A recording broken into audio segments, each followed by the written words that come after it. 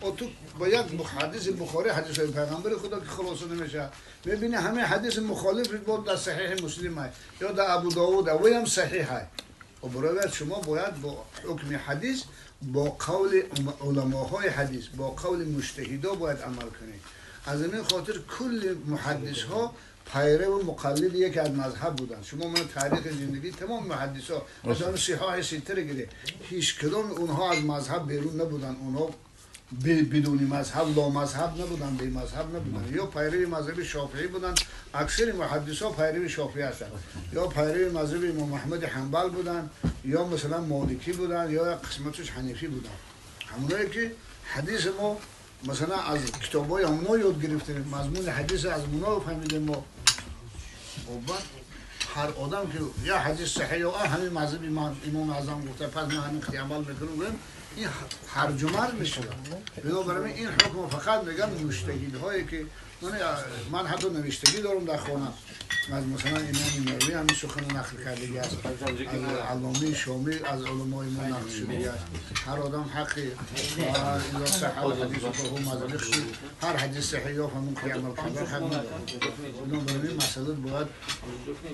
مثلا بعض علما پرسیدن در کاره و کتاب‌های مثلا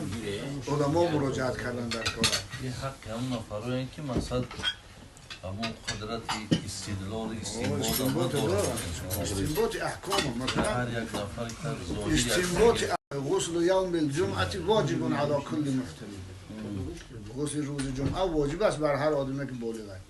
اما جمهور ائمه مذهب این واجبی مثلا شرعی نمیدونن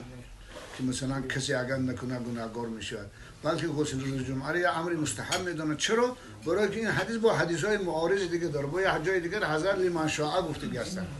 و اگه شما وقتی که همین حدیث نمیخونید از اوناش خبر ندارید استاد گوزنه پس غسل این مثلا جمعه واجب از این خاطر بنابر خاطر همین من همچون واجب میدونم او رو بنابر دیگران هم تلقین کنی تعلیم کنی که واجب حتما روز جمعه غسل کرده را نکردی تو گناهگار ترک واجب کرده بود حکم کنی غلط میکنی اشتباه میکنی چون تو از تمام روایت های حدیث آگاهی نداره اطلاع نداره بنابر خاطر ما احتیاج به مثلا حکم علما داریم علمایی که استنباط احکام حدیث ها میکنن همین خیلی حدیث ها زیاد است همین مثال ها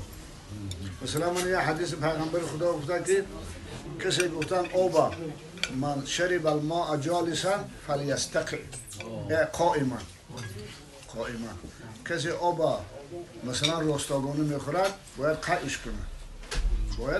کنه این ظاهر حدیث صحیح است والله اعلم یا مسلمه یا بخاری است اگر این ما ظاهرش گیریم باید آب راستا خوردن غیر آب زمزم دیگه آب راستا خوردن باید حرام باشد اگر خوردی دست در انگوش دادم قیش کن اما این حدیث به این مضمون نیست برای که حدیث های دیگر است که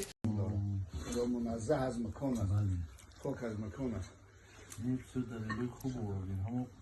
حدیث جوادیه را حدیث حدیث نخمار چی میگی؟ اون نخمار آوردین اون تبلیه را آوردین بسیار همون چیزای خوب خیلی کتاب خوب است تا مهنت زیاد چی دیگه بود چطور صحبت کنیم؟ همین مسئله